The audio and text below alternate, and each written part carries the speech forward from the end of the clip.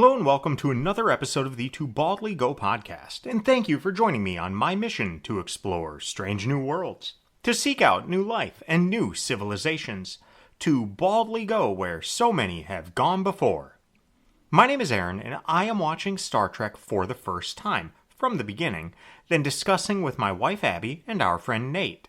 This week, we will be discussing Unnatural Selection, A Matter of Honor, and The Measure of a Man. Now, energize. Well, one thing to start, I know Nate, I sent you the picture, but say a few years ago, if somebody had set a line and we're going to put the line at 1/2, and it was number of Star Trek related puzzle pieces No, that would either be in my house or hanging on my office wall, I would have no. hammered Star the Trek, Star Trek Star Trek memorabilia. anything. So yeah, I got the 3,000 piece original series puzzle mounted on the wall, and I do have a magazine on the wall Frame. as well in a frame. Oh, you framed that one. That's a I good did. idea. So yeah, if you had put the like I said, if you had set the line at 1/2, either items or puzzle pieces, I would have hammered the under. Yeah. And now I have two And here we items are. and a 3,000 piece puzzle. That thing is enormous. Yeah. And That's a big puzzle. yeah, my Star Trek book collection is now nearly an entire shelf. Well, the good news is there's so many of them that Oh, if you start getting into the novels and stuff too, you could fill I've many already bookshelves in I've your already house. gotten a couple of those. I've got the two of the first three that they released for the original series. Nice. And slowly I'll piece together that collection. But yeah. So should we talk about some pretty pretty just mediocre Star Trek episodes? Yeah, let's do it.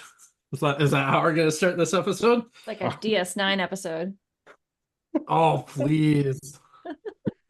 All right. So Wow. we start out this week with the crew grappling with a mysterious disease which accelerates the aging process, causing humans to die of old age within a matter of days. In Season 2, Episode 7, Unnatural Selection. So I like this one. I thought it was pretty good. I gave it a 7. I thought we were saying these He were all liked it. mediocre. That's impressive. Yeah, I mean, we're gonna start high. Okay.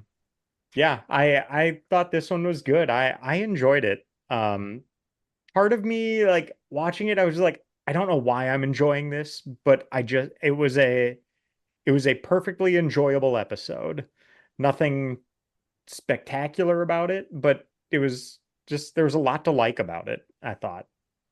It was high stakes, high tension just throughout the entire thing. But yeah, I thought it was a really good use of just a lot of the characters in the Yeah. episode. They were able to play to many of their strengths without it really feeling forced. I enjoyed it. Yeah, I mean, I'm pretty much on the same page with you on this one. I really enjoyed this episode. I actually gave it an 8. Um, I think I always like mash this episode together with The Naked Now for some reason in my brain. I don't, they're similar, but not super similar, but they're kind of, Pandemic along feeling. the same lines. And I don't know why I want to mash those together in my brain because one of them very clearly has Dr. Crusher and one of them very clearly has Dr. Pulaski. And those are two very, very different characters. But kind of going into this and remembering what the episode was and, everything that kind of happens and all that, my memory was like, this is an okay episode. It's just like it's mediocre. It's not great. It's nothing to kind of write home about. And then the more it kind of went on, the more I was like, I actually really like this episode. Yeah. I enjoyed it way more than I thought I was going to enjoy it, knowing what was going to happen. Um, Again, I go back to the fact that I find Pulaski to be a really, really compelling and interesting character, and she featured very prominently in this episode.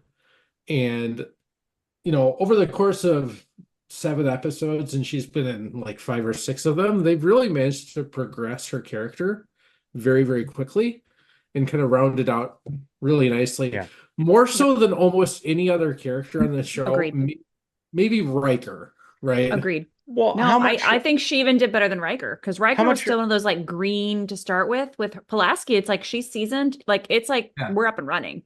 It wasn't Yep. like we had these questionable times. Who is this person? What's going on with her? It's like she was doing her job. You immediately believed in her, and she was a seasoned character almost. It wasn't waiting for that grace period. Which Yeah, I I think agree. that's something they can do in a second season because the rest of the characters are already established for the most part.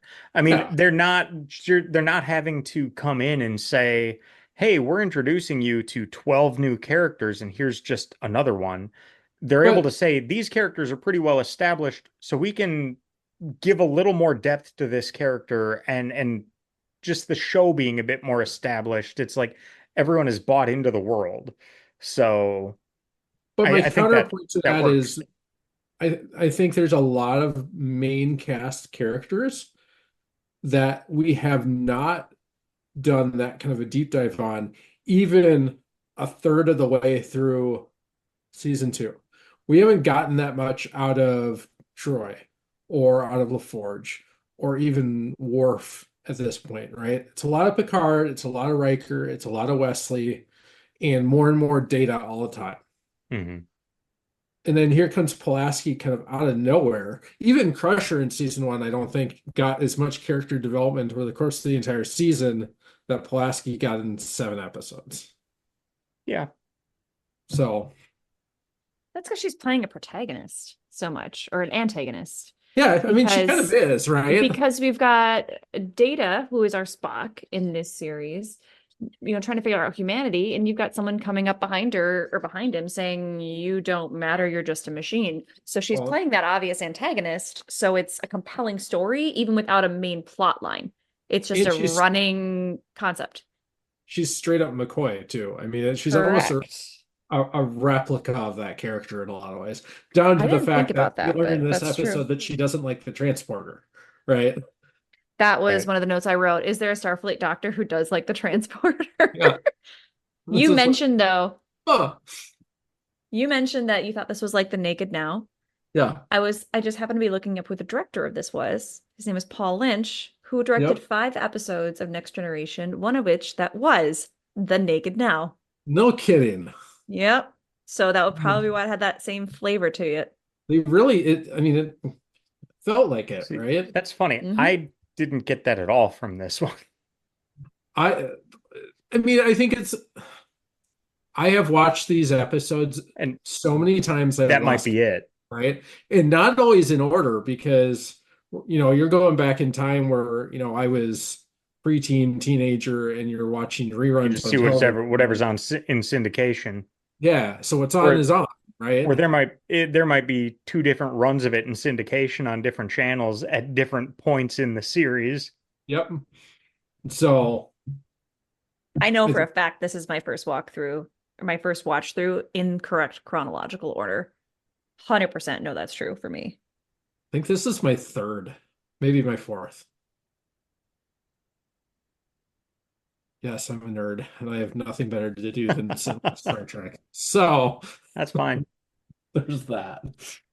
So where I didn't see any connection to the Naked Now in this one, but again, that's probably more because of my lack of familiarity with the episodes, just and the series overall. But where I saw a lot, what it made me think of was Space Seed. Yeah, I could see that. A lot of that because it's just like, okay, so they Engineer learned like nothing and your they're trying to children and- genetically engineer this like super race. It's like that didn't work out so well 100 years earlier. Yeah. Or I suppose like 300-400 years earlier, and then Right. spacesuit 100 years before, 80 years before, or whatever. But it does kind of bring up some of those questions and that kind of deeper subjects that they're tackling with this series in like what are the ramifications and the ethics of genetic engineering, particularly regarding people. Hmm. But they weren't really heavy-handed on this like we normally see with Star Trek, right? Right. So the primary focus was obviously saving Pulaski, saving the people, not the genetics of should this continue? Because Yeah. they even said they can continue their stuff after, the parents can stay with their children and can continue or whatever. So yeah, I think it's interesting that I prefer this. This might be a reason why I like this series better than I like the original. It's not as smack you across the face 5 times with the concept. Genetic engineering's bad. Bam, bam, bam, bam. This is Right. more of a here's a consequence. You draw your own conclusions from Right. this. We have ours, but Yeah, I Good mean, value I think proposition. there are episodes of this series that we'll run into that are more heavy-handed in that regard. Um, certainly there have been scenes, aka Wesley and Tasha talking about drugs on the bridge of the Enterprise. Like drugs are So bad, bad. okay? Um, People are going to tell you they're fun. yeah. But if they're not fun, why do people do them? Yeah. So I think you're right in that this one wasn't heavy-handed in how to approach that, but I think we will find those episodes in this series that, do hit on those concepts a whole lot harder in order to make a point, right? I'm Yeah. thinking of one in particular that I'm not going to spoil for Aaron, but there's one particular episode that, in terms of social issues, is only about 30 years ahead of its time. So Hmm. Abby might not even remember it. So probably not. I not without seeing knowing more information what you're referencing. Yeah. So I thought there were some interesting lines throughout the episode. Uh, yep. just a few notes, like you were saying with the development of Pulaski. I thought it was interesting that she is basically known throughout the galaxy, and kind of her writing was considered kind of the standard for certain topics. What was it? Um, I wrote it down. Did I lose it? I know I wrote it. The viral propagation. hmm, Her work was the standard for yeah, knowledge on viral propagation. yeah. I liked at the beginning when they got the first, like, I think image of the bridge of the Lantry, where Mhm. Riker said it looks like they had a battle with time and Worf and lost. It's a That little was two-word dialogues. yeah, that was pretty good. Um, but yeah, just in a way, kind of showing Pulaski really putting her money where her mouth is by saying, you know what, medical research is sometimes a risky business, but it's part of being human. And then she was willing to go take a risk and say, I'm going to go down there and figure out Yep. what this is. And then she got hit with it and was like, okay, well, now this is what I chose I, and I need to deal with that. Um, yeah, I thought yeah, I, just a I just really, really good episode. I like her character a lot. Yeah. I like that sort of side story of the conflict between her and Picard. I thought was really kind of interesting and fun, right? Because they're two Hmm. very strong personalities that often don't see eye to eye on things. To the point where, Picard admonishes her Hmm. pretty, pretty strongly at one point. I wrote it down. God knows I'm not one to discourage input, but I would appreciate it if you'd let me finish my sentences at least once in a while. Great Um, dialogue. Great dialogue, great moment too for Picard because he really isn't one to discourage input, right? I mean, Hmm. he's always soliciting that, but there does come a point where it's like you do have a commanding officer and you need to let him do his thing. And that's his little kind of not too deep, but a little bit of a deep cut to her of just like, shut up. Um, Only to find I out later that she has this tremendous amount of respect for him and like basically begged for this assignment. They're the same people. They are. They're both kind of old curmudgeons, and we have a younger ship. Like most of the staff on this ship are not like wrestly young, but they're Yeah. not Picard Pulaski's age. Yes. So he's the seasoned officer. Riker's ahead of his time. We've talked about this. For his age, he's older than his age would indicate already Yeah. with his experience level or whatnot. So now you've got this first kind of interaction with Picard with someone in another leadership role on his ship with the same experience, just in, just as much of a specialist, just in her own field versus his field. It's an interesting dynamic there. It really is something that you'd see. I feel like you could see that today and age and be like, okay, that new manager came in. They know how do you have these two very seasoned, very knowledgeable people who are very secure in the information they know, who aren't Mhm. used to having to explain themselves to somebody else. Like, why am I telling you I am the expert in my field? I'm going to need you to get back into your lane. And Pulaski had to figure out real quick, like, oh, we don't really have lanes. Okay, cool. But neither one of them, I don't think, meant to insult the other, but they're just not used to walking on eggshells because they're past that stage of their lives. It's just a no fucks given, we're doing our jobs, move on kind of thing. That seasoning, that comes with seasoning. And it's very likely, I mean, I think you can infer that she's probably served on other ships where she was more, I want to say more free to do these things, but where that sort of relationship had already been built with her commanding officers, and there's a lot less friction there. And now, she's on a new ship with a new commanding officer. And I mean, I think we all know every time we get a new boss, it just takes a little while to kind of build that rapport, right? You got to figure Absolutely. each other out and how to work together. And that's what they're doing. And the way they've written that is really very cool and fun to watch.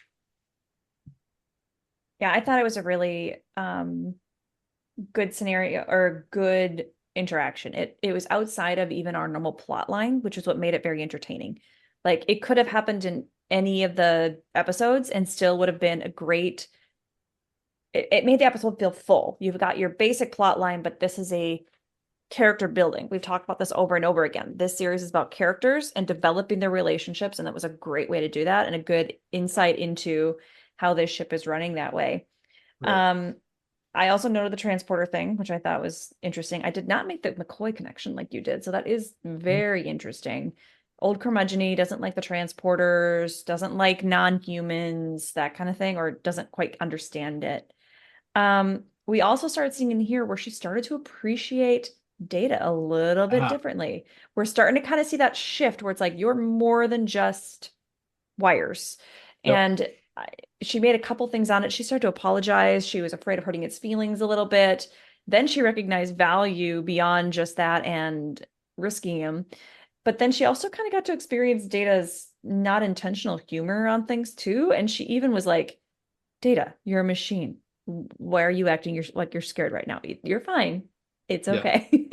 So operating at normal parameters or something along those lines. So I like seeing that character development a lot as well. I have a question transporter wise for the nerd across the country from me here.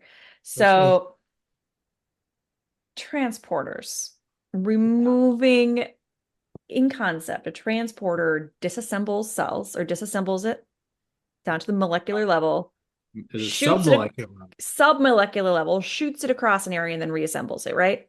Yes. How the frick did they manage to, how do they think that I don't even understand, like within the spectrum of this, like how it works and concept, how did it work to all of a sudden cure Pulaski that way? Like, does that fit within your understanding of how transporters work at this stage? So Or was what that a they were stretch? doing, and I have my technical manual behind me, so you can go look this up if we Yeah, need pull to. up the blueprints, man. We gotta see Basically, this. what they were doing is they were kind of taking the before of her DNA, and as they were reassembling, converting her from energy back to matter and kind of reassembling all of that, they were putting the little parts of DNA back together in the right place, which theoretically means she's What does back. that mean? Does that mean now we can do anything? Does that mean we can take any disease out using the transporters? Like, have we now cured humanity if we have a template? So why are we not, hold on, taking a transport of a genome when it's first born, and then when they're aging, then we reinitialize the transport later on. Now we've cured aging. I mean, it's just like this. I have a struggle with things and concepts where it steps outside of its box, right? If you start a storyline with me and you tell me everyone has wings and they can fly, I'm cool with it. I don't need to know why or how they fly. I just know they have wings, and that was their storyline to start with. Now, if you tell me how through the story someone just sprouted wings and started flying, I'd be like, what the hell? Like that doesn't fit within the parameters that you've established, right? At this point, the parameters of the transporter don't fit within that to my brain. Otherwise, everything would be curable by this methodology. So I will say that they did have a scene in there where Picard was talking to O'Brien about doing this, and O'Brien had lines of dialogue that basically indicated this is super, super complicated. It's never been done before. There's no guarantee that she makes it through this alive. Like, I think they did a good job of creating a scenario where, yeah, we can try this. It might not work, and have it be something that's like, oh, we got lucky this time, but it's not something that we can do reliably. Yeah, but that's going to open up a whole realm of research. If we're genetically engineering 12-year-olds to look like football players and never get ill. These football players, because that 12-year-old they beamed on board the Enterprise is not 12. That's what I was saying. Like, if we genetically engineered 12-year-olds to look like 20-year-olds, like apparently they're doing on this space station, India. Yeah. Which, again, another hit to the space seed, in Aaron's point. That's actually a really good point. I hadn't connected that. Yeah. Then we've got, I don't know. It seemed a little far-fetched that they were able to cure it that way to me. And she didn't even use medicine. We got this like viralistic specialist, and we didn't even cure it using virology. We cured it using But it wasn't technology. She was infected with a virus. Her DNA was damaged by the immune system of the children. A virus. It was it was an antibody. You're right, an antibody. Yeah. But same concept. A virologist knows antibodies and viruses. It's like the two sides of the same coin. I don't know. I guess I don't struggle as much with the explanation as you do. Is this kind of like we don't watch Star Wars for the science of it? Is that kind of like we just kind of accept this and go forward on it? Like I'm probably we all just decide that gravity doesn't exist and we just choose what wears down, that kind of thing on it. Is this the concept we're going with on it? We don't explain it, but we just agree it's okay. I'm probably gonna have to go after the fact and double check this, and I'll give an addendum in my little closing comments after I edit. But going back to one of my favorite books that I've mentioned probably a dozen times on the podcast, The Beginning of Infinity. In that book, I believe it's that one, they talk about this very theory of transporters and how they might actually work by doing exactly that, by basically taking a record of the data that is contained within our bodies and transmitting that and then reincorporating it somewhere else. And then cloning. some of the ethical ramifications of that. Now, what my question about this is, because I'm going a different route, I think, than you were, Abby. Were they able to isolate only the problem molecules, or was this basically like she hit a checkpoint in a video game and she came out of that transporter being cured? Mm-hmm. But she's back and effectively has zero memory of what occurred. Because she does have memory of what. I know, but if they just reset her back to when that hair showed up on that brush, she would have no memory of anything that happened. Because it wasn't in what was there what before. Stores memory? So that's what I was trying to get at. What stores the memory? Now we're into like a really interesting. But if they're able to just isolate only the problem molecules, then that covers it. But I'm saying that theory of transporters, I think it was in the Beginning of Infinity, but that's a theory of transporters that I've actually heard before, that's what they would do. So in a theoretical sense. So even though you're saying that if people can fly, have wings and fly, you buy into it. up to this point, they've really just never explained how the transporters work. We've just assumed that we've just accepted that they do. And this Or- gives a little bit of explanation to it, but then they try to deconstruct it, and that's where they say there is some serious risk, but in Well, theory, it might work. there's a whole philosophical debate around the transporters in general that kind of it is, I think, basically what you're trying to say, Aaron, and that is the way Is that they the same person? yeah, the way they effectively work is you are killing the person and Right. recreating them in a different location I every saw time this they use the movie. transporter. It was with Arnold Schwarzenegger, and it started with their dog being cloned, and the next thing you know it, they're trying to kill him because all these clones keep coming back and they're all Now, unhappy. Like they cloned him. I don't know what movie was that. now I don't I don't remember. remember. I don't think I saw that one.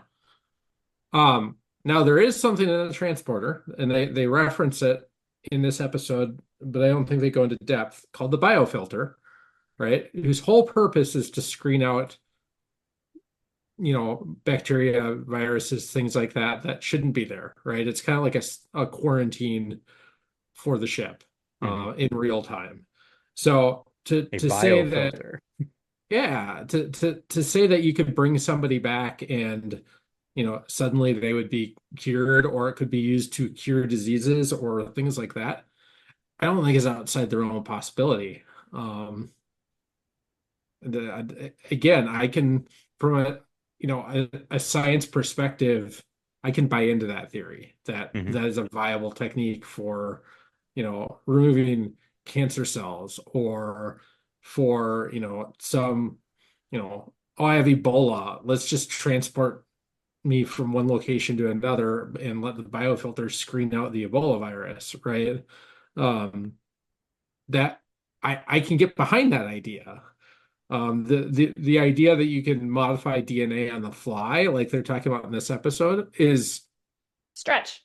it is a stretch, but I think the way that O'Brien explains the ramifications of it makes it less of a stretch. How about this? I appreciate the spectrum of opportunities within the transporter.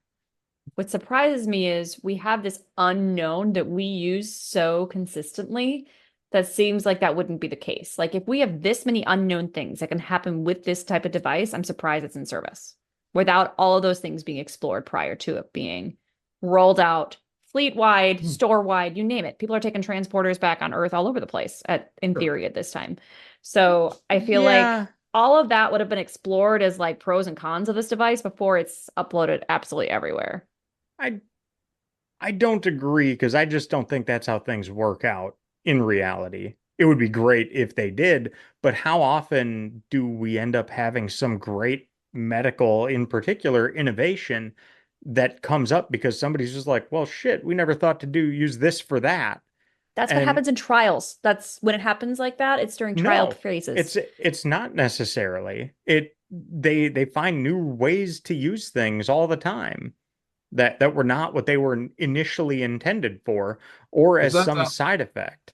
Isn't that And the I whole mean, genesis of Viagra? Like what yeah, it's used for today is not what it was created for. In trial. They figured that out in trials. That's what I was looking at too. Yes. So in Okay. trials, it found that it both reduced blood pressure, which is what it was created for, but it also had side effects reported by the test users during the human trials. That's what I was Is trying to figure out. Like a lot of these things come up during there human are other, trials. but to Aaron's point, there are things that don't There show are up. off-label uses for things. Agreed. But I don't think it's as black and white of not knowing them until later. I think it's Sure known. it is. I take a med right now that's exactly like that. Where it's That they didn't known what the know. off-label list uses. My point, Yeah, that's my now point. it's So known, but it wasn't at the time. Like they discovered after trials, after the drug had been on the market for a long time, that it had an additional capability that they'd never explored. I still struggle with that. It's not like so you install the dishwasher and then you find out later on that it actually can wash your clothes too. I mean, I'm it's not in the same I'm thing. involved in software development. Yeah. Like there's stuff that they don't factor in all the time. Yeah. And a lot of the time that turns into shit that breaks. But I mean, there's there's all sorts of stuff that all of a sudden comes up that like you would think, hey, why didn't you test for this? It's so obvious now. But at the time it's very much not. So I don't know. I can buy into that use of the transporter if Yeah, that's how they explain it, that's what it does. I But again, yeah, just what they weren't clear about is, does this just target the problem molecules and how they do that? But even if they're just saying, yep, we can target only those, or I would prefer to think that it's just like a checkpoint in a video game, but nobody else hit that checkpoint. So I don't have a whole lot left on this one. I thoroughly enjoyed the episode. I thought it was fun exploration of medical research and the ramifications thereof, and kind of really the risk taking involved in medical research and just research in general. It's so, not something that is without risk, and thankfully there are people who are willing to assume that. and At I the think, same time, we can sorry to cut you off, yeah, you're but fine. at the same time, in the past handful of years, we've also witnessed firsthand what some of those risks can be, and how they can impact the world. So I think, we highlight really well kind of Pulaski in her, the leadership that she demonstrates by being willing to kind of take this on and take on the risk and that kind of thing. And then there is another side of that leadership towards the end of the episode that I really appreciated as well from Picard, which is when they were going to transport her back up, right? And they get one shot. If it doesn't work, they're just gonna scatter her back out into space, right? And you can tell that O'Brien is visibly uncomfortable with being the one at the controls. Like he never says it, but he's got the body language of Hmm. it. And Picard kind of looks at him and goes, "You know what? I'm gonna do this. Like if this is our one shot and she either I makes didn't it or catch she that. doesn't, I'm gonna be the one at the controls. It's gonna be me who makes that decision." I Now, didn't Uh, catch that. my question there, because I saw that too, and I like that Picard, like it. I felt almost like that went a little against what Picard was saying earlier in the episode, because he was kind of like, I'm not risking my ship or my crew. That's his first priority. right. But if he's willing to gamble on that working, they don't know how quickly that could contaminate the ship or him being in that room. So if he was taking a risk of transporting her back up to the ship, if she was there for a millisecond, a full second, a minute, what is the time frame? He was potentially risking the ship to bring her back. I mean, I see what you're saying, but I mean, again, I think it was well established earlier in the episode how quickly this spread based on proximity, right? Yeah. On the Lantry and on space or Star Station India, I think is technically what they called it. It took longer because, it was a less confined space. But even on the shuttle where it was confined, it took several minutes at least Now, before. was that just for symptoms to show up though? I I mean, don't they know when she imply was that infected. they imply that Hmm. symptom onset is infection onset, and yes, that is almost never truly the case, or maybe never the case. But they sort of imply that because if she hadn't shown symptoms after, would they have just said, "Okay, come on back"? Right. So I don't know. And then I this is another one of those episodes that kind of had a sad ending, right? As they have Yep. to leave the children behind. They will Hmm. be forever quarantined because they just can't come into proximity with any non-genetically engineered human beings. Which what a fate to be left to when you're 12 going on 25. Um, A fate much And like Khan. yeah, and then they have to go back and destroy the land tree, which is also kind of a somber. They can't bring any of the bodies back, right? Because you Right. risk infecting everyone. So you scuttle the ship and call it a day. And it was a very somber ending that I appreciated that they didn't try to put kind of a humorous spin on the end of it and pollute everything that they had done up until that point. I had that comment on mine too. Sad ending that we needed in the series to make it not seem sitcom-y. Yeah. It was an appropriate ending for the Yeah. seat for the flavor of the episode. I also had a comment. It was an appropriate time for Wesley to be piloting the Enterprise. No one's in danger. We're not on a time crunch. We Our found captain isn't one. about to get murdered. So now is the time. I agree. He can be, this is the time we take the kid out for his driver's test, for test It's not driving rush with mom hour. and dad in the front seat, right next to him. It's appropriate. We're not following the ambulance to the hospital and letting him drive. Right. Early So, morning in the church parking lot, right? right. Oh God. Come on, we all did that, right? Starbucks at 7 a.m. Yeah. Now, Abby, I do we didn't have catch any? your rating for this. I actually think I give it an 8. Okay. Just enjoyable, great story. Your great story, very rounded story, great character development on it.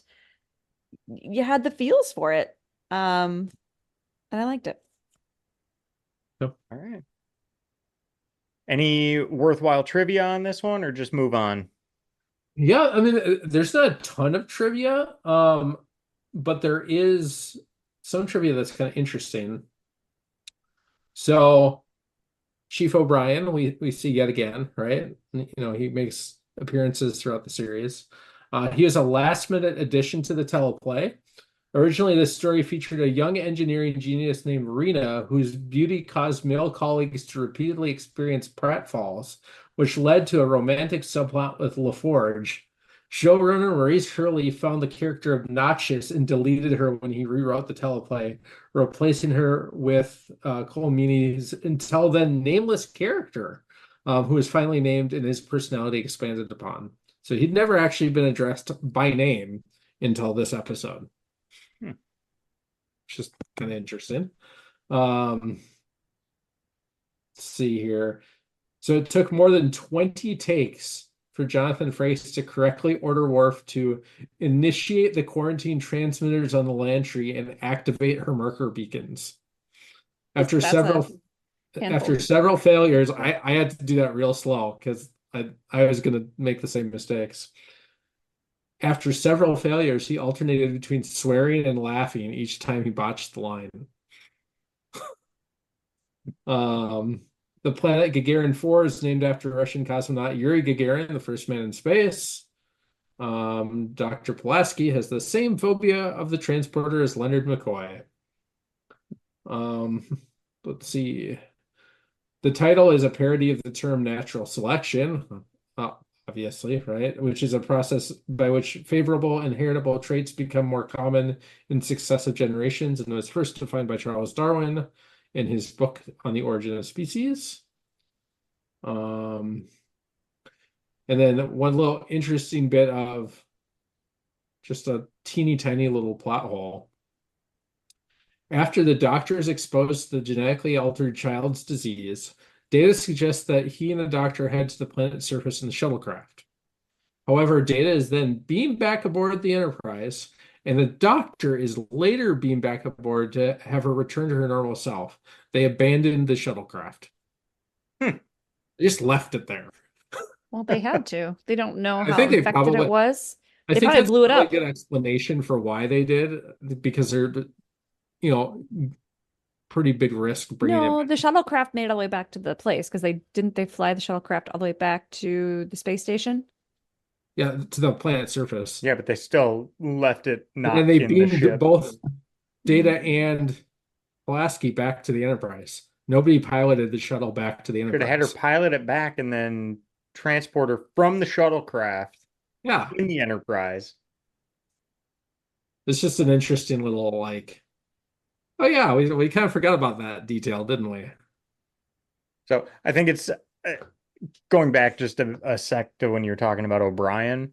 It's funny to me. Another one of those scenarios where I always feel like I remember somebody and picture them wherever I first saw them. Yep. So I'm sure you see him as O'Brien. That's how you know him. I'm sure he's throughout this. I think is he in DS9 as Yeah, well? he's main So cast. Yes, so you no. see him from that, I'm sure. I Yep. see him as the dickhead FBI agent from Con Air. I mean, The fair. guy whose Corvette gets pulled behind the plane as it's taking off in one of the Yep. scenes. It's like, isn't that your car? So that's I see him as that no matter what. I love it. That's All right. amazing. Should we move on to the next episode? We shall. All right. In which Riker's loyalties are put to the test when he is assigned to a Klingon vessel which plans to attack the Enterprise in season 2, episode 8, A Matter of Honor. Mate, what's your rating on this one? I really enjoyed this one as well. And again, I've seen it so many times. And I remember liking it, but again, to sit here and like really watch it and pay attention to it and all of that was way more fun and interesting than I remembered it being. So I honestly I give it an 8 again. I thought it was a really good episode. I think it was a cool exploration of Klingon culture. That again, we haven't done a lot of that, like a few episodes here and there. Um, Riker's a badass.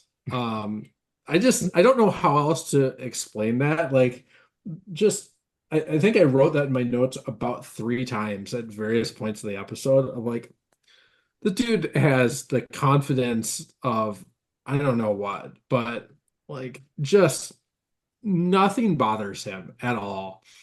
And but it's not that arrogant confidence, like people that are like so confident it's obnoxious and they're just full of themselves. It's just It's like I don't Earned. know. earned confidence. Yeah, I mean, it's, It's I self-awareness.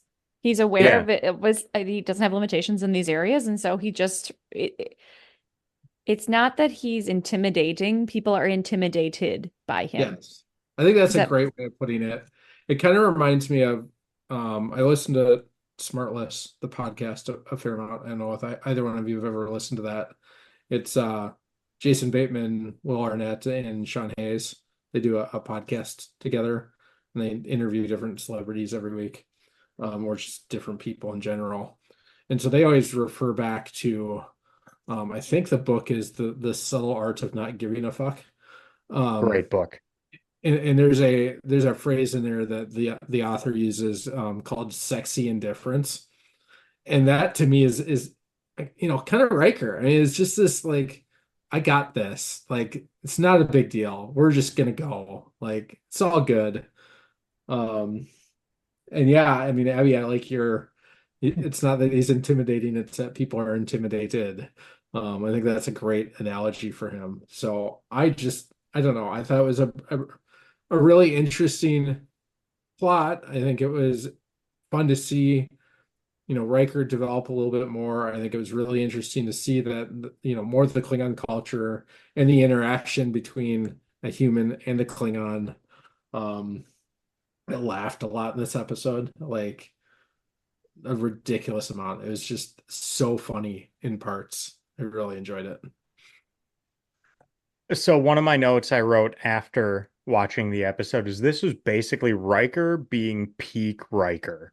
Yeah. Like throughout the whole thing, you know he's gonna get out of it, but don't know how. Um, in a great element of storytelling, one of the things, what is it they say? If you show me a gun in Act 1, it better go off in Act 3. Yeah. So just before he pulled it out, I was like, he gave him a transponder, and sure enough, boom, takes it out, hands it to the captain, and it's just like, all right, I see where this is going now. Right. But I just felt the whole episode was just Riker being peak Riker, and it was great. It was so fun. I thought I really wrote like what's not to like about this episode. There was good storytelling, it was good tension, great, just fantastic world building of the Klingons and that culture Mhm. that we've seen a bit in some of the movies and in some of the stuff, but this was just a new level.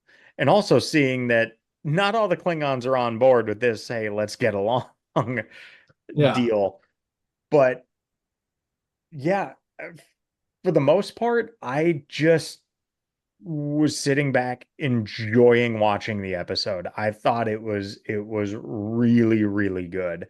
Um, my initial thought after it was an 8, but it was better than an 8. But I'm tempted now to even move this one to a 9. Okay. This might be to this point the best episode I think we've watched.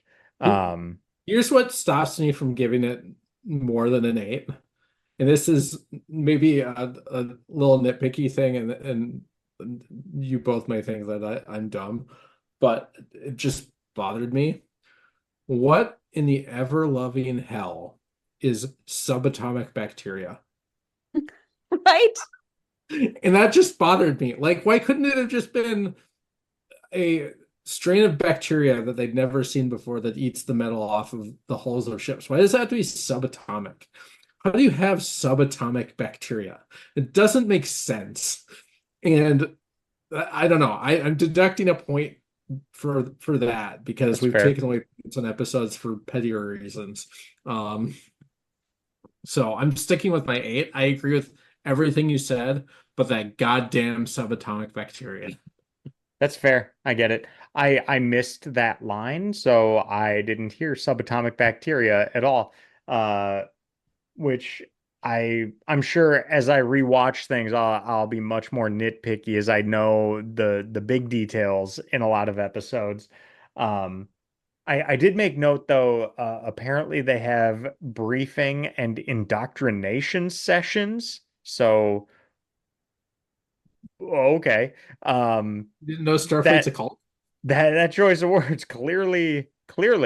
Um, so that choice of words I thought was noteworthy.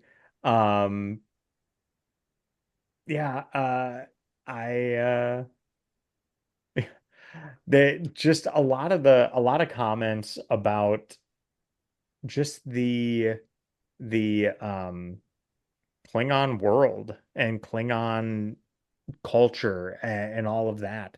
Uh, one of the lines that stuck out to me was, "Look around you. There are no old warriors." Like Yeah. growing old and living a long time is not in their in their expectations. So I I want thought it to I was want to put a pin in that line for future episodes, by the way. So also keep very that in the back of your brain. interesting that one of the duties of a Klingon first officer is to assassinate the captain, Mhm. You and like that that? just continues. Yeah. And the second Just officer's duty is to assassinate the first officer and yeah, go on down the line. How do you think you get a promotion? yeah. I did have to note Picard surrendered the Enterprise No. again. I mean that's 3 times in 1 1/3 seasons. I to compare to the 0 times I think Kirk surrendered the Enterprise. I knew you were going to bring that up. Far more I people have died under Kirk than under Picard. I yeah, love but Abby's voice of God coming over the top of us to bring us back to reality because she's not wrong. Stop picking on Picard. I'm not. He's I'm old, but I'm he could still kick your ass. that's fine unless I like say a threatening thing and then he'll just be like, "Here, have my fucking ship." And then I can go all Riker. I am the captain now. That was, I mean, I know I sent you that, my shittily made meme of that, but Yep. again, it was another line that obviously wasn't funny or as funny then, but made me laugh Right. so hard It, that yeah. just looking at I'm the captain now. Yeah. God damn it, Riker. Although I think he did say I'm your captain Yeah, he now. did say I'm But your captain. so it was a little different, but I definitely got that Captain Phillips vibe from it. Oh yeah, for sure. I am the Uh, captain now. I love the whole scene in the mess hall, Yes. where he's eating for the first time, and it's obviously a little different than what he tried on the Enterprise because they like the live stuff, and he was having the replicated dead stuff. But that whole interaction, and the women are making fun of him, and they're like, "Well, if you don't like the food, I'm sure we could get one of them to breastfeed you," and just kind of like needling at him, until there was a reference that he should go sleep with one of them, and he's like, one or both. And that was just like the end of the scene. Like they all had that, like, all of a sudden, that like respect for him because he was able to kind of joke and like push back at him.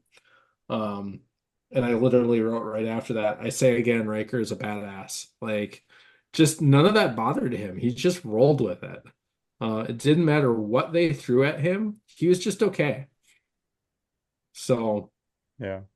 This I episode was great in other ways too. Like just not even going to the Klingons yet. My first comment was the nonverbals in this, or my first notes were the nonverbals in this were fantastic. Did you see the one between um Miles, or between O'Brien and Riker on the transporter? Like the full-on I, eye roll.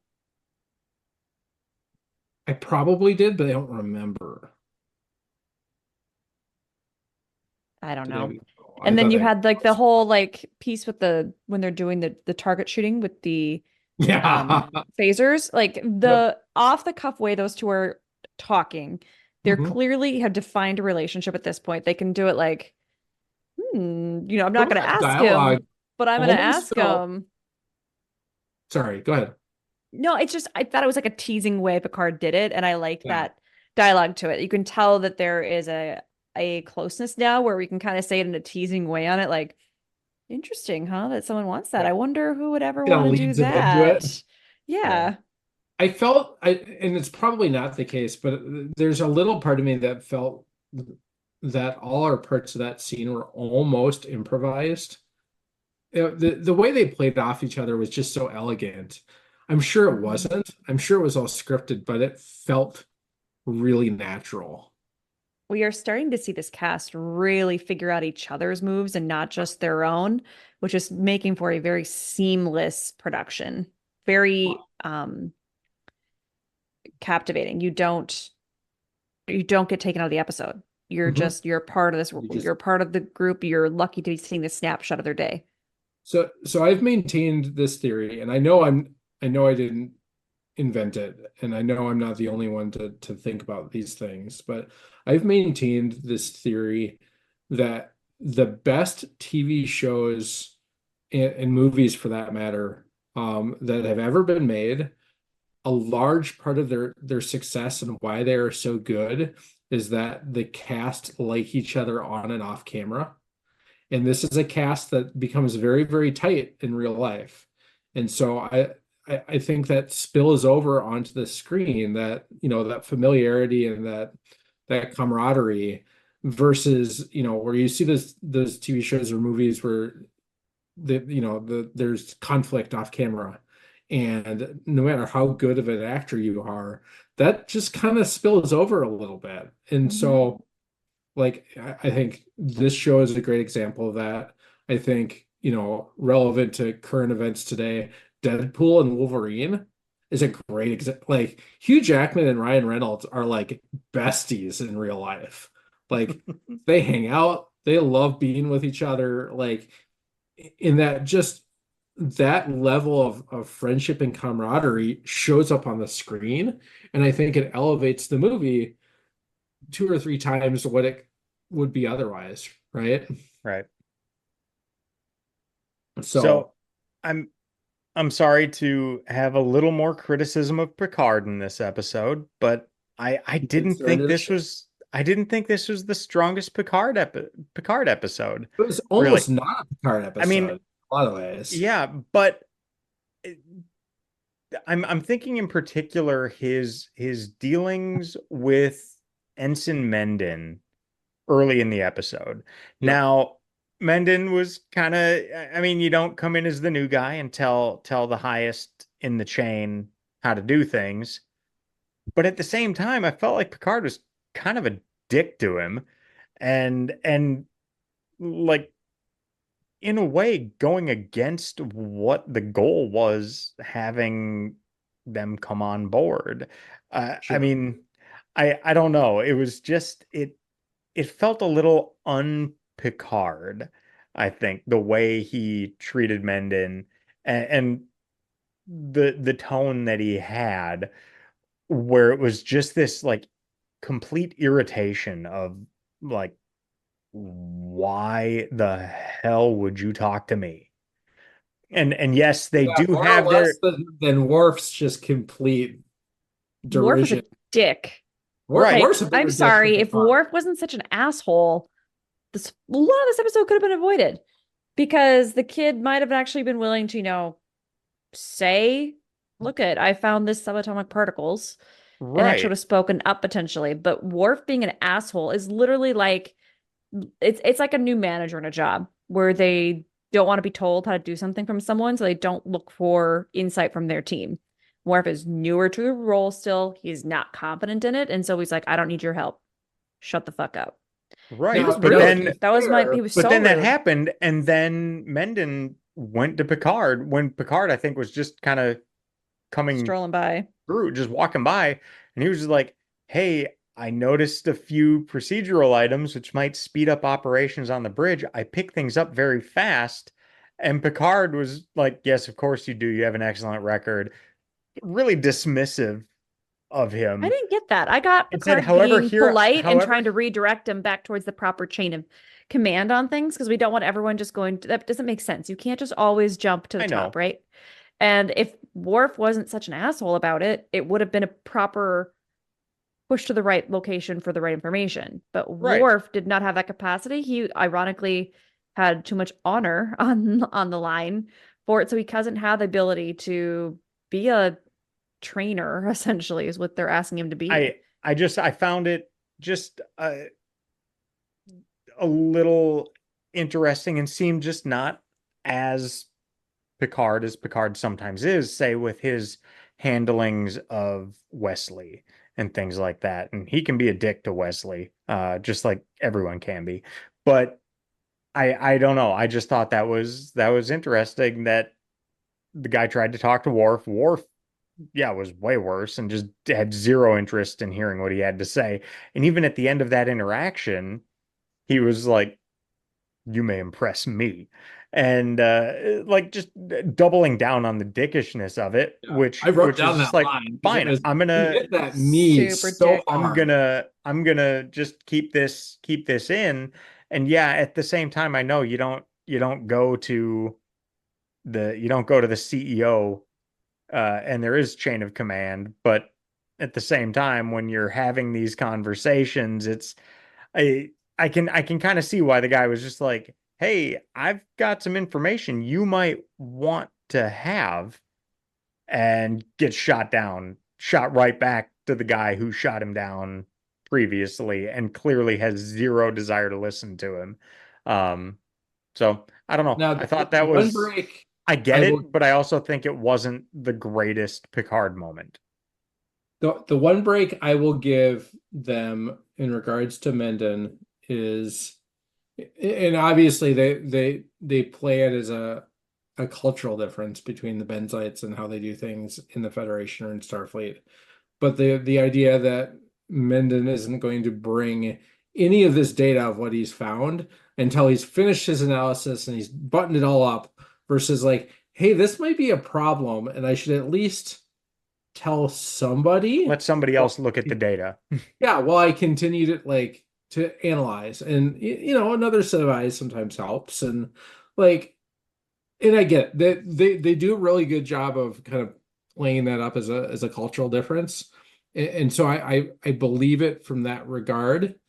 But also it doesn't help his case for anything else with that Right. crew, right? It just further alienates him from everybody. No fault of his own, but it just does. And that apparently wasn't part of his indoctrination. Right. We should have explained it better to you at your indoctrination, which Yeah. again, indoctrination just feels like such a weird, This is Bad such a weird choice. weird That was a word. bad I word. don't An like that. orientation. Yeah. Right. Or Yeah. welcoming breakfast with donuts. Yeah. That indoctrination session is the one part. I mean, I didn't even hear the subatomic bacteria, but the indoctrination session was a little yeah, a little don't Yeah, I mean, yeah. I don't know. I mean, that whole B plot, like it did a good job of establishing what the stakes were and creating an additional layer of conflict Yeah. between the Federation and the Klingons. But beyond that, it was entirely throwaway in my Yeah. mind. Like I could have cared less about Mendon or any of their interactions. Like I just And maybe that was why I didn't care for it, because it was like, okay, he's kind of unnecessarily being an asshole to this guy. he was a But blunt plot device, and that's about but it. but yeah, it's like that scene added very little. Yeah. Um, other than kind of an indicator that he's going to have something later that's going to affect stuff. And granted, if he tells them now, they'll solve it, and then we don't have an episode. But yeah. Um, yeah, I noticed there was no Troy and no Geordi in this episode. That's actually in the trivia. But yeah, not a whole lot else. I my initial thought on this one was about an 8. Thinking about it more, I really enjoyed it. I thought it was a really intriguing episode, a really just fun. It was there were fun elements to it. I would gladly rewatch this one. So I had you at a 9. Are you sticking to the 9 Yeah, or you I'm sticking with a 9. I initially was at an 8, and then upon further thought, just was like, yeah, I think it's a 9. Abby, how about And you? I'll have a little more on that with our discussion of the next episode. Abby? I'll give it an 8. Okay. I'm good with that. Any worthwhile trivia on this one? Um, yeah, I mean, so Wesley, our good friend, acting ensign Wesley, mistakes Ensign Mendon for Mordok, right? The Benzite that he met in season one's episode Coming of Age. They were played by the same actor. Oh, Kind of a fun So they little. make Wesley seem like an asshole, and he's They really literally not. did look alike. Apparently, all Benzites look alike.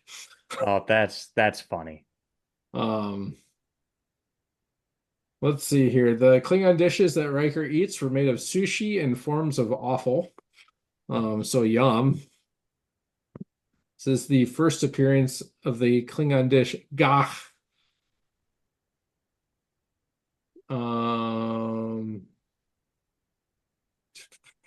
First appearance of the phaser range. I like that scene. I thought it was really cool. Yeah, that was a really cool scene. It was fun. As you noted, Aaron, Troy, and LaForge do not appear in this episode. No explanation as to why.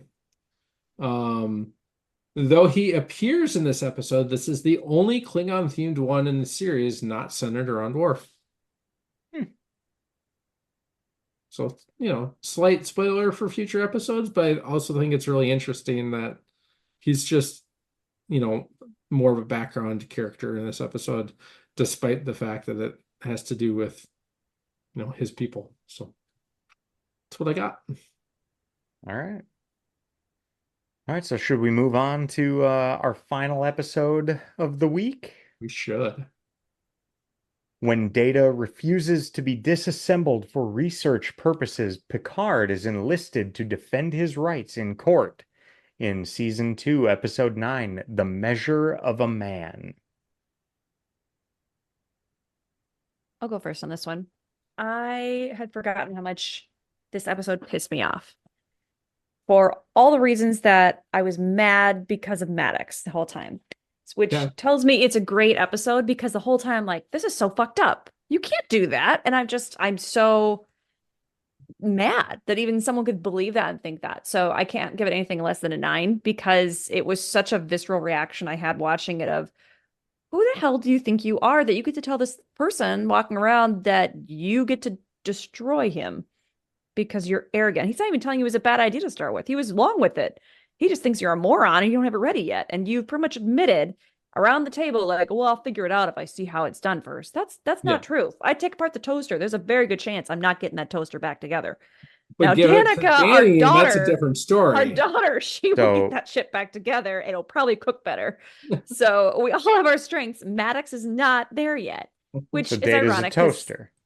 Well, I mean, that plays well into the theme of this episode. Also, we have this wonderful, I don't know how to say it, this like Riker moment where Riker has to eat this. I have to do the right thing. I have to do my duty, but it hurts inside to do it because he knows he's winning. He knows he's going to have this crippling blow to Data's case. He doesn't believe in the case what he's doing, the side he's having to defend. And it's just this, again, Jonathan did a fantastic job acting it. It was just, you felt it. You felt this like internal turmoil, and Data did it was well done. All the actors did a fantastic job. Oh, it was just so good. And then you've got this rivalry between Picard and the judge, which makes it even more of a like anxious moment there. Like, because it's not like well, that seems like an odd thing to happen. It was like, no, that is exactly how that kind of shit would happen. Like that checks. So I can't give it anything less than a 9 on it. I think it was wonderful. So you're sticking with the 9? Yep. You left yourself open for some debate there. So, because there's still a number above 9, just saying.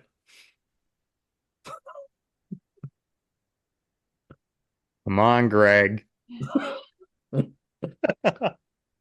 mean, do you want me to go? I'll go. I should go higher. I should go higher. This would be an episode I would actually go higher on. But I don't feel like I want to give anything higher than a 9 until I've seen the whole series through again. And then the second time be like, okay, now I know where the bar is. And then when we finish, we'll do a recap and you're going to redo all of your ratings to like, probably will. In context.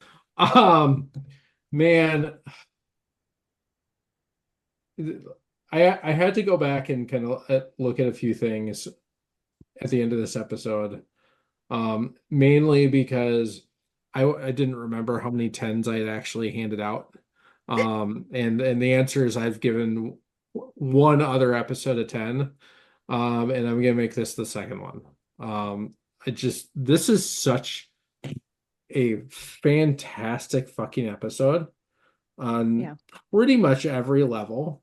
That I mean, even I don't think you had jumped on yet, but I was talking to Aaron, like even Katie watched this episode with me because it's just so damn good.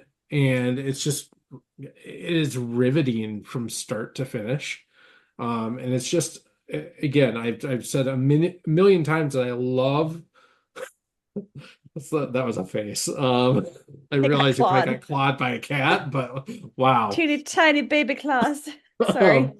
You're fine. I've said a million times that I love the exploration of Data as a sentient being and that development that they build. And this episode is such a gigantic step forward in that exploration. And they just do it so well. And the dialogue is perfect. And the acting is perfect.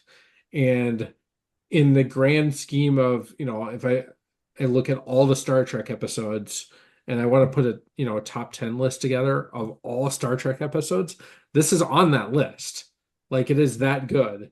And if I were to put together a top 10 list of just Next Generation, this is probably top 5, maybe top 3.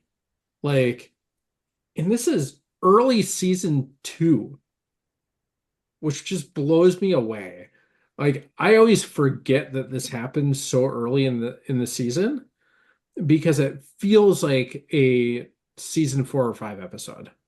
We've been building up to this, right? We've been Yes. building up with it between, Data and Geordi on the holodeck, Kenny learn, and then Pulaski really kind of pushing that envelope even further of, is he more than just this? So then to add, I thought there would have been more buildup as well, to speak to that point. I thought we would have had this more buildup, more and more of it until season 4, where it's this just explosion of, he's real, damn it. But I But think there's also still people who so don't much more to believe that. explore. Like, I don't feel like you make a big step forward, but it's not like, you're at the end of the marathon, right? Right, So, I agree. So this was an unexpected episode, is what I'm trying to say, I guess, in yes. that. It was unexpected, and it was a brave episode. I mean, if this cast wasn't so well with each other already, and we haven't already seen this, if they weren't working and in tune as much as they have been, I don't think it would have worked. Yeah. But because the cast, like you said, has this out of the office friendship, Mhm. they do so well on there. It was just, I'm with you. It was fantastic. So I'm I'll curious, say this Aaron. before Aaron chimes in, because I know he's I'm gonna give it a he's 6. he's waiting to kind of swing in. I swear to fucking God, if you hated this episode, like if you gave it anything less than a 6, and that's even generous, I fucking quit this podcast right here, right now. Like, I'm not doing it, because if this is the You don't episode get you Star don't Trek. like, just stop. Just don't go any further. It's not worth watching it anymore, because these are what the best episodes are, hands down. So I'll shut up and you can tell me you hated it. So, I mean, we started out and it's another Is Data Human episode. We've Yep. seen so many of those. It's getting old. Stop it right now. This is bullshit. I can see it in his face. He's given that like to quote Keith O'Brien at the very beginning of the episode, time to pluck a pigeon. Right. So yeah, I had some thoughts throughout the episode. First, we have a prior episode of the podcast titled Bean Sucks at Poker, and that only means anything to basically the three of us and anyone who's played poker with our friend Bean. He thinks he's good, he sucks at poker. This would be playing poker against Data looks like playing poker against Bean. So I just have to throw that out there. That means nothing to all anybody, the odds, none of the strategy. That means nothing to anybody, but I love making that comment any opportunity I have. With that said, yeah, another tedious, tiresome Is Data Human episode. My initial thought on this one was to give it an 8, but after further thought, I have to bump it up to a 9. This episode was fantastic. There was very little not to like about it.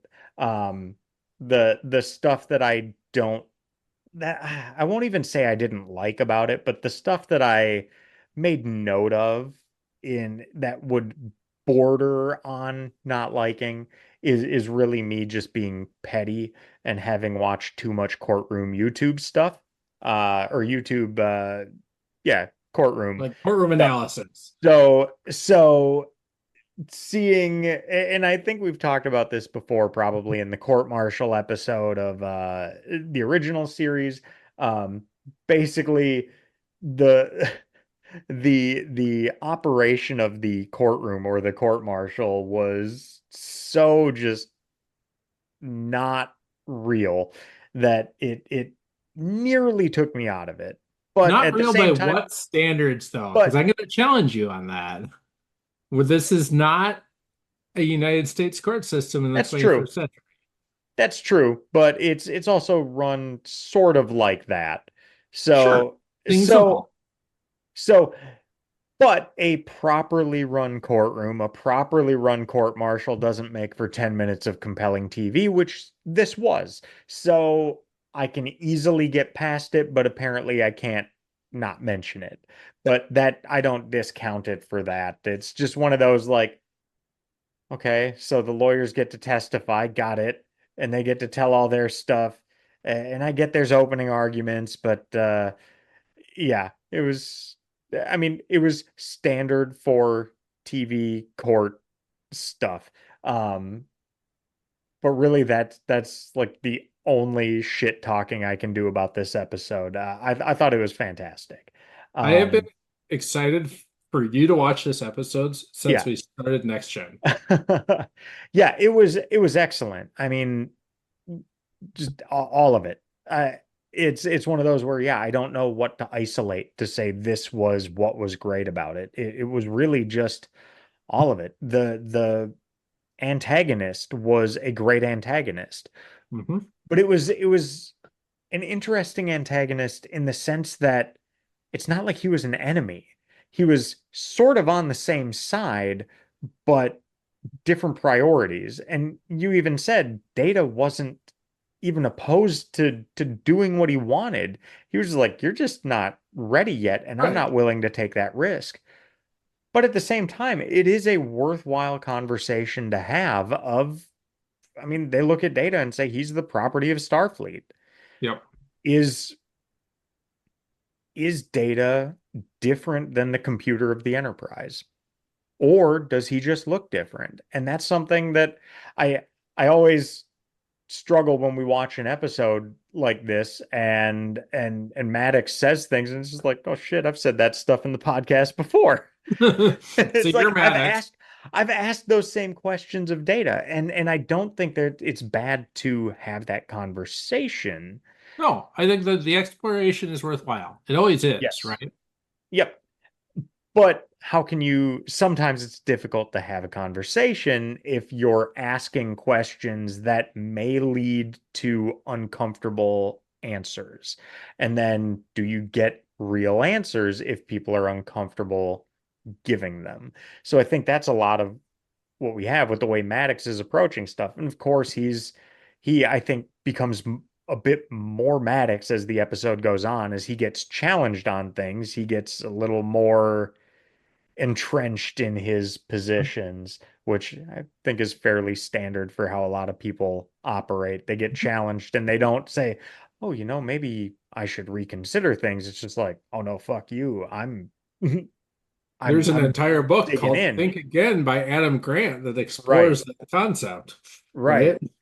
right? Um it seeing Riker being so conflicted, but at the same time knowing he has to give a compelling argument. He can't half-ass it because the judge is like, I'll know. I'll know if you're trying to play a game here, so you're gonna have to do this and do it right. And he's gonna have to legitimately beat you. And Riker seemed very conflicted, but was just like, fuck it. This is what I have to do. Mhm. And he goes out there and he does it. And Picard is devastated. And you see him like when he's talking and he says, he almost convinced me. Yeah. It just a very, very powerful episode. I Everything about it was great. Picard just devastated by the argument Riker made. And Riker made a very good argument right. because he went over and he flipped the switch. Mhm. And there you go. You can't do And, that to most living things, right? yep. But then really I loved when Picard was like, prove to the court that I am sentient. And just it was a great scene, a great exploration. Now, I still don't think we have a good answer of, is Data alive? We And I don't. agree, but I But also don't think that was you the can't prove that he's not. right. And Because we struggle to define consciousness. We yeah. struggle to define sentience. And even still, I'm not convinced that Data is, but but it's at the same time, there's reasonable doubt.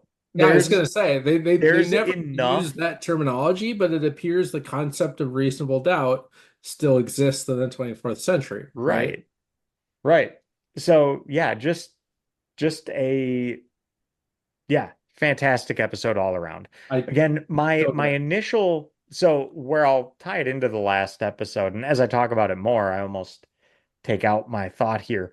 Um, but I had initially rated both of these as eights, and I was debating with myself because I wanted to rate this one a nine, but in the immediate shortly after watching both episodes, I think I enjoyed the previous episode a bit more. It was a bit more fun. Sure. So I had the thought of like, okay, if I had to pick just one of these to rewatch, and maybe it was if I had to pick one of these to rewatch right now, which one would it be? And I think I would have in that moment picked A Matter of Honor Yeah. because it was fun. I liked seeing Riker with the Klingons and Riker being peak Riker, like I said. But thinking more about this one too, this episode was absolutely fantastic. I struggle to give anything a 10, I think, because I don't I don't know. I think I'll know it when I see it, but if I say this one's a 10 and then I hit one that is even better, I'll just be like, ooh, I And, don't know if and that one's a 10 then. I But understand that because you don't see the road in front of you, right. right? And so maybe upon rewatching, I'll have different ratings on a number of episodes. But yeah, I really really enjoyed this episode. It was very very well done. It was a great story, great philosophical discussion. It was fantastic execution. It was Yeah. there was nothing. There were So no really wasted scenes in this one. no, not at all. everything Like they all hit everything it. added to the overall arc of the story, the arc of the episode. And even if there was something that didn't necessarily apply to how it came at the end, I don't know. It all just tied together. The episode went by really fast, which is I always think a sign that it's at the very least quite compelling. Um, So yeah. it's funny. Yeah, I want to circle back to you had that thought of, if you had to pick which one you would watch again, which one would it be? And Mhm. I think that's a great yardstick to kind of measure things by. And I think I've used similar methodologies when talking about other episodes, right? Or comparing episodes. And for me, and maybe this is why I give it a 10, because for me, if you sat me down and said you can watch A Matter of Honor or The Measure of Man, which one's it going to be? It'd be The Measure of Man, like Mhm. every time. And I liked A Matter of Honor. It's a great episode. Right. I just think this one is just a little better. I Yeah. but I also love the heavier hitting topics. Yep. I love And I do too really a lot, which is why long I find it, dialogue. which I generally am more drawn to those too, which is why I find it kind of funny for myself. And maybe Yeah. it was just the day that I watched them, but I find it funny that of these two episodes, I find myself more drawn to the spaceships and aliens episode.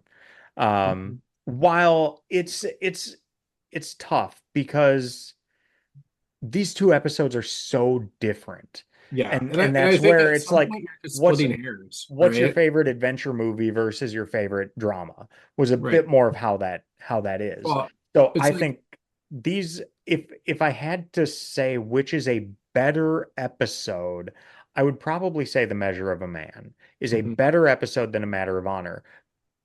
But which one am I going to be more drawn to watch? I don't know. Right now, I'd feel almost like The Measure of a Man. But when I had watched them both in the same day, I was almost more intrigued to go back and rewatch A Matter of Honor. Um, but again, just yeah, nothing bad to say about this episode other than shit talking courtroom scenes, which I'm sure I'll be able to shit talk I don't know. anytime we see them in Did you pretty much watch anything. did you ever watch Jag? No, I Like, didn't. his honor and reruns. I've never seen it. It's been a long time since I watched it, but it was, I mean, Jag was kind of like this, and I made a joke in my notes. So this is just Star Trek Jag. It's Yeah, not Star Trek: The Next Generation. It's Star Trek Jag. right. So Jag is a great show, by the way. I don't think they ever remastered it to make it Mm, easier to watch. At least last time I checked. yeah, But great show. nice. Let's see, is that one Uh, streaming anywhere? Oh, it's on Paramount. yeah, we'll go 10 figure. seasons. Um, yeah. So I did love Picard's line though, at the end. Starfleet was founded to seek out new life. Well, there it sits. Um, yeah, just so much like that. It was so good. Um, I will always love the episodes where Picard has that really hard-hitting monologue type, you know, type scenes, right? Where he's got those longer expositions, very Shakespearean, right? Which, he's a Shakespearean actor, so it makes sense. mhm. But Patrick Stewart as an actor just excels in those scenes where he has a lot of dialogue and it's just him and he has to deliver it with with power, with oomph. um and you see it several times in this episode, specifically in that scene that you know you just referenced. Is he hits it so hard. Well, there it sits waiting, and he does a waiting as kind of like a down, right? Yeah. A little quieter moment. It's just it's phenomenal. It just is. Like, I all the dialogue is phenomenal. All the interactions are phenomenal. I loved the scene of Picard and Guinan in an empty 10 forward where Picard is beat. He Hmm. does not know how to come back from Riker's testimony, or his questioning of Data and Maddox and all that. In Guinan, in very typical Guinan form, leads him there without leading him there, Hmm. right? She takes him down a path, but kind of forces him to draw his own conclusions along the way. And Abby's smiling. You So okay over there? I almost fell out of my chair. That would be why. That's why Abby's the smiling. Aaron's episode's laughing at so me. good that she almost fell out of her chair. No, it made me think like yes, I appreciate the part with Guinan and Picard, but it also makes me sad because we don't have Troy. Like literally her job, and we've replaced her No, with but Guinan for some reason. And it's like, and we go back to why we lost Tasha, which I wasn't upset about. We know this, not enough lines. And so we add another character with the exact same job description as one of the lead characters I already. love Guinan.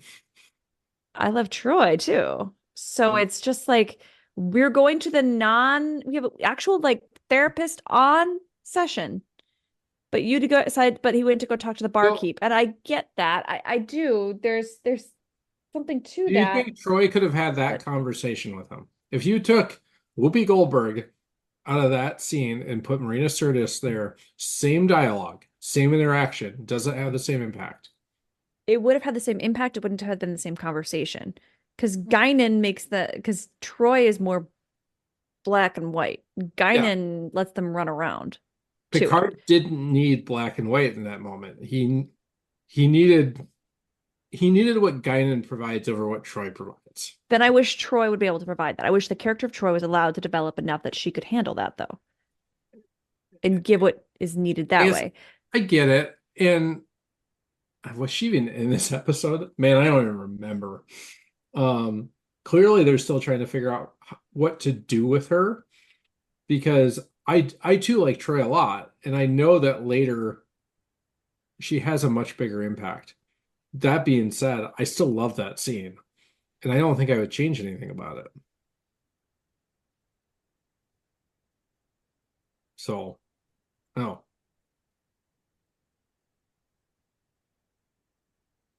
So I had some questions I wrote down as I was watching it, and stuff that I think is kind of along the lines of the tough questions that are asked about Data throughout. Um, when he tried to resign, or when he said he was resigning, uh, Maddox said, "You can't resign." And Data said, "I regret the decision, but I must. I'm the culmination of one man's dream. This is not ego or vanity, but when Dr. Soong created me, he added to the substance of the universe. If by your experiments I am destroyed, something unique, something wonderful will be lost. I cannot permit that. I must protect his dream." So is Data really concerned with Soong's dream, or is he just playing any card that he can to try to maintain his status? So I don't know if I can say so he can stay alive. Do you But is think Data's he? that crafty? I don't know. That's why He I'm can't play asking. poker worth a shit. Do you think he can Yeah. do that? Now, again, this would come to is yeah, I don't know if he's not even saying that he's bluffing, but is he able to piece together, well, this string of ideas of words will be like a flush in terms of poker. I mean, Data wasn't wrong about his hand. He was wrong about Riker. So it's not like he's wrong about Maddox because Maddox isn't bluffing. Maddox is just like, I want to tear you apart and learn how you work and hopefully put you back together. And yeah, but yeah, I don't know if Data is truly concerned with that, because is he able to be concerned with that, or is he just reciting facts? Is that a fact? I don't know. I don't, and I think again, all worthy discussion. I don't know the answer Yeah. either. No. And I don't Um, think there is an answer, which is I think why part of why all of this is compelling. If there was an answer, none of it would matter. and why it doesn't really wrap up with an answer, it wraps up with a ruling, right? Right. Yeah. I mean, because again, going to another book I've talked about before is Gödel Escher Bach, an Eternal Golden Braid, and it's one that is digging into what is consciousness, what is knowledge, and this that kind of stuff, and or is everything just a system, uh, a known system where if you know enough, if you have enough knowledge, you could understand it completely, and deconstructing it that way. Yep. But consciousness is really, really, really difficult to define. It's Yeah. kind of part of what it boils down to. It, I think it's above us, right? yeah, That's part of the problem is it's an area that we don't know enough about to define. no. We have a theory, but But even then, to what end? right. But yeah, uh, one thing I noted, apparently Data can complete 60 trillion operations per second.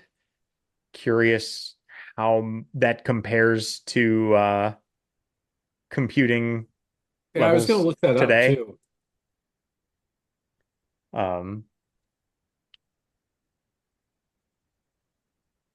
yeah. Doing a quick. I mean, I think we're not quite to that point yet, but we're definitely in the millions of operations per second. I don't think we're quite to trillions. So there are supercomputers that can perform over 100 petaflops or 100 quadrillion floating point operations per second. Oh, that's a lot. Okay, so we can So, do that. We can do more than that. so a desktop computer's performance is between hundreds of gigaflops and tens of teraflops. So, approaching what Data can Okay. do. Um, But yeah, there's all sorts of articles online basically comparing that stuff. Um, but yeah, apparently there are some supercomputers that can do that. Oh, excuse me. Um, yeah, it's I I'm trying to find the quote here. I did like how Data uh drew on his he embraced his inner Dr. Pulaski when Geordi says, "Sure, I understand. I just don't like you're being forced out. It's not fair." And Data says, "As Dr. Pulaski would at this juncture no doubt remind us, life is rarely fair." Yep. I It like just goes that. back to those two, like, have been foils for each other Yep. the whole season. Yeah. It's it's good. Just yeah, everything about this episode is great. So Abby, I don't know if you heard, I gave it a 9. So compared to Nate, I hated it as much as you did. Is that how that works? Mm-hmm. You're both wrong. I stand by my rating. And Greg gave it an 11, so I Yeah, mean, there you go. that's fair. There's no world where he doesn't rate that higher than me. No. And yeah, there's no way that I could have said this one anything too bad about this one, except for trying to get a reaction out of you, which yeah, I I got know, enough. but I I got set you enough. up, You so couldn't help yourself. no, I really couldn't. It's kind of like when Abby likes to take digs at DS9. I just can't help but. And this is where she says, "Yeah, but DS9 isn't a good show." It's not even paying attention to us. Nope. Because we're talking about DS9. Yep. Uh, so, any good trivia on this one? Yeah, there's a few of them in here. Um, so the writer of this episode, Melinda Snodgrass, Snodgrass is such a great last name. Can I just throw that out there? Originally intended Data to swim in the opening scene to illustrate that theory and practice are quite different and that Data has difficulty processing this. The producers found it difficult to find a public swimming pool that they could use on their budget and also had no time in their shooting schedule to find a way to maintain Data's makeup when swimming. Snodgrass was then asked to find a different activity for the opening, coming up with the iconic poker games among the Enterprise crew. Hmm. Which I think is kind of a cool idea. Picard's scene with Guinan was not in the original script. Snodgrass is told that they needed a 10-forward scene to accommodate Whoopi Goldberg coming in that week. So I guess that's the real world explanation for why that's Guinan and not Troy. Well, they had to pay Whoopi.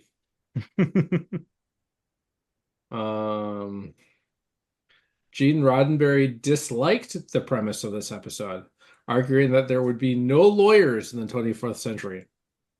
Okay. Snodgrass convinced him that even if there were no crime, people would still have to settle civil disputes, contract negotiations, etc. Roddenberry relented and production of the episode went forward. The more we get into this and the more we get the background on stuff, the more we are lucky we have Star Trek despite Gene Roddenberry. Like, I hate to say For it. sure. Like, he did his ever-loving best to make sure we did not get either a quality episode, it was either racist or it was sexist or it was just, Yeah. I mean, thank God he did not have good quality that he wanted out there. He had some of the dumbest ideas and wanted to smash some of the best ideas. He very much did not want Patrick Stewart. Yeah, hated him. Yeah, hated him. And it's so funny. It was basically, I think, asked the producers, like, why did you make me meet with that guy? And consistently, the episodes that we've watched of his, where he's the writer, are the ones that we consistently dislike. Hate. Not just dislike. Yeah, that's fair. This is the worst some episode. of them are very, very, very We bad. hate all of his episodes. So, yeah, it's something. Yeah, I agree with you, Abby. I think we are extremely lucky to have what we have, in spite of his shitty opinions on things. Now, Let's see to be here. to be fair, he wrote Encounter at Farpoint.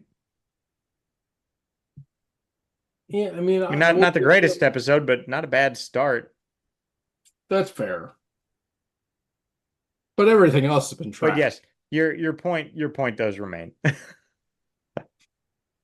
Let's see here. The original cut of this episode ran 13 minutes longer than what we saw. That'd be interesting. I would love to see the rest of that I'd footage. love to see a director's cut. It sounds like they have a video cassette of that version, which they use as a reference to reconstruct the episode with new special effects and a new transfer of additional footage. Hmm. But it doesn't seem to imply that it contains all the, that extra 12 minutes. There's more to make sure they pieced it together correctly. I don't know. It's tough to tell from that. Let's see here. Data storage capacity is stated as 800 quadrillion bits. That equates to about 100,000 terabytes. Hmm. Let's see here.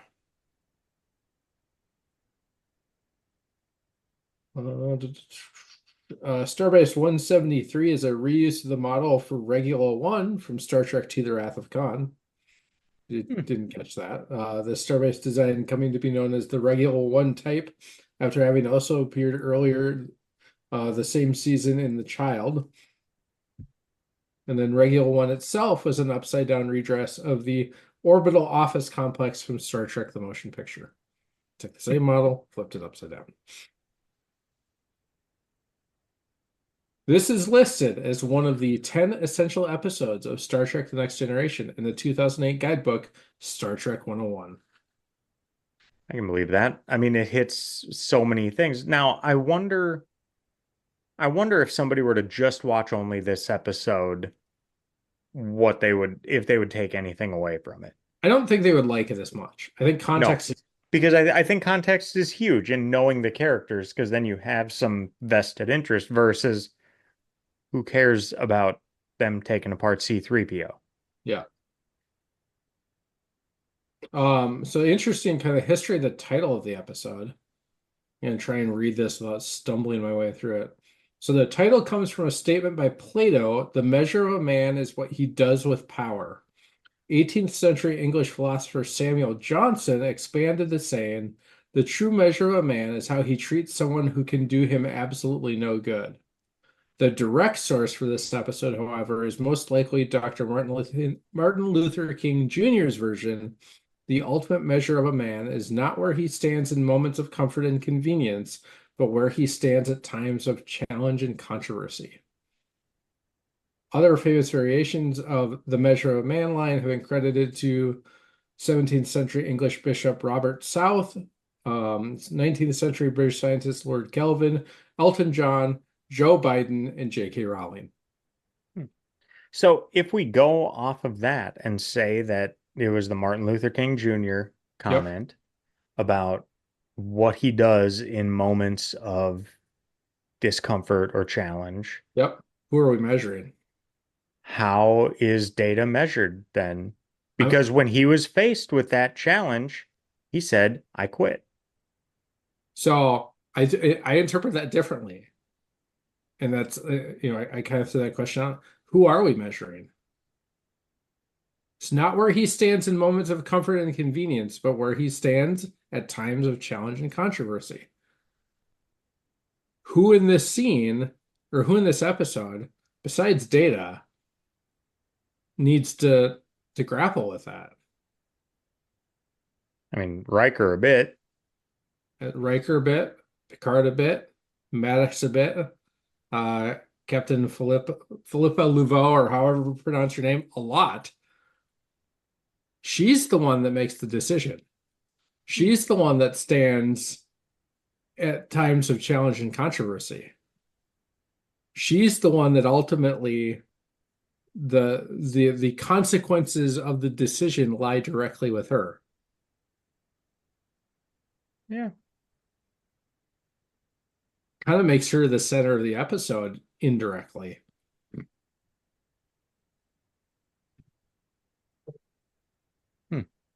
Yeah. My 2 cents on it. I think there's a lot of different ways to look at that. Oh, yeah. Which again, part of why this is an excellent episode. Yep. The set of the courtroom is yet another redress of the battle bridge set. Because if you're not going to use it as a battle bridge, you may as well use it for everything else. Right. And then the last one that I'll throw out there is we learned that a court martial is standard protocol for a captain losing a ship. We didn't really talk about that, but Yeah, I did make a note that there was a court martial for the Stargazer. And this was apparently as it was usual on Earth in the Royal Navy. That was a standard practice.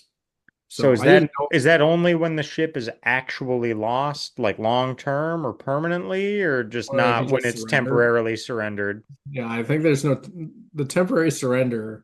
Otherwise, Picard would be up to like 5 or 6 of these by now, right? Between the Stargazer and every other time he's surrendered the Enterprise. Yeah.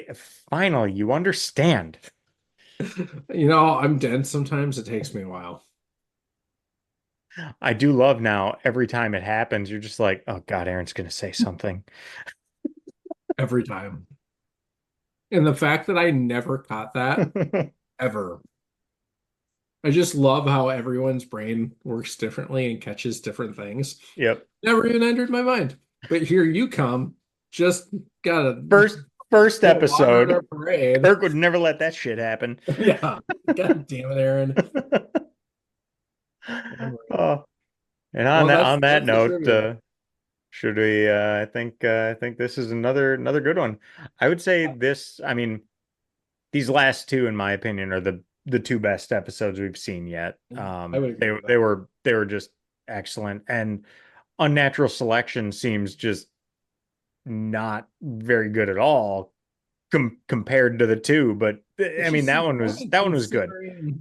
It was a really good episode, but the last two that we watched were just so high, just on a different level than most of the episodes we've seen. It's really, again, just I think a sign of where the show is heading. And yeah, I loved them.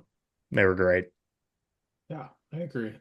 So all right, so next week we'll look at episodes 10, 11, and 12. The Dauphin? I think it's the Dauphin, yeah. The Dauphin, Contagion, and the Royale with cheese. Who doesn't like a Royale with cheese? Come on. Yeah. So, yeah, All right. 3 more episodes. I think we've got 3 more weeks in season 2, and then we'll have Star Trek 5. Oh, that's right. That's partway through season 2. All right. Yep, that was partway through season 2. We're gonna go, man, that it felt like when we watched Star Trek 4 and we knew that we're gonna take a break from Next Gen to watch 5, that felt so far away. Yep. Yeah, it's just a couple weeks away. All right. So, well, I'm excited. Let's do it. For sure. All right. Well, yeah, this is fun, and yeah, we'll talk later. Sounds good. Have a good night. Good night. Night. Well, there you go. James Blish's book, Spock Must Die, opens with a discussion between McCoy and Scotty, later joined by Kirk, about what happens to a person when they enter the transporter. McCoy was famously skeptical of the transporter all throughout the original series. Scotty, with his love of all things ship and technology, does not share McCoy's concerns. It seems like nobody knows, though, the actual function of the transporter.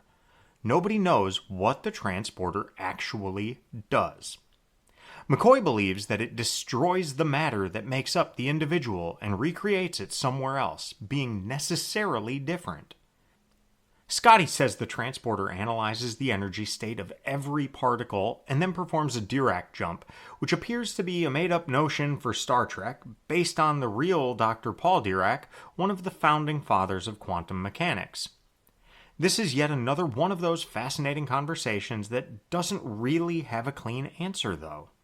I like this interaction between McCoy and Kirk in the book. The question, of course, is the soul, if it exists, which I know no more than the next man. When I was first reassembled by that damnable machine, did my soul, if any, make the crossing with me, or am I just a reasonable automaton? The ability to worry about the question, Kirk said, seems to me to be its own answer. You may be right, Jim. In fact, you'd better had be. Because if you aren't, then every time we put a man through the transporter for the first time, we commit murder. The book continues with a transporter malfunction, shocker, resulting in 2 Spocks on the Enterprise and Kirk needing to figure out which one is the real Spock before things go sideways. Well, more sideways. It was a fun read. Now moving on, these were some of the best episodes we've seen yet in all of the Star Trek we've watched. I absolutely loved the world building around the Klingons, and A Matter of Honor was simply a fun episode. It wasn't as philosophically deep as The Measure of a Man, which was a phenomenal episode in its own right. Overall, I just love what they're doing with this series and cannot wait to see where they go from here. And I think that's as good a spot as any to call it for this week. If you're watching along with us, next time we will discuss the next 3 episodes of Star Trek The Next Generation Season 2, The Dauphine, Contagion, and The Royale. As always, I want to thank you for spending your time listening to our conversations about Star Trek. If you enjoy what we're doing, please do us a favor and share with a friend. Also, leave us a rating and a review on your favorite podcast app. You can find us on X at Baldly Go Podcast, To Baldly Go Podcast on Facebook, and to baldlygopodcast.com. You can also find me at aaronemery.net. Nate and I have another podcast, The In-Lap, in which we discuss the current Formula One season. Listen to The In-Lap in your favorite podcast app. For Abby and Nate, this is Aaron reminding you to never give up. Never. Unless you're Picard for the 3rd time, surrender. That's fine. Unless I, say a threatening thing, and then it'll just be like, here, have my fucking ship. And then I can go all Riker. I am the captain now.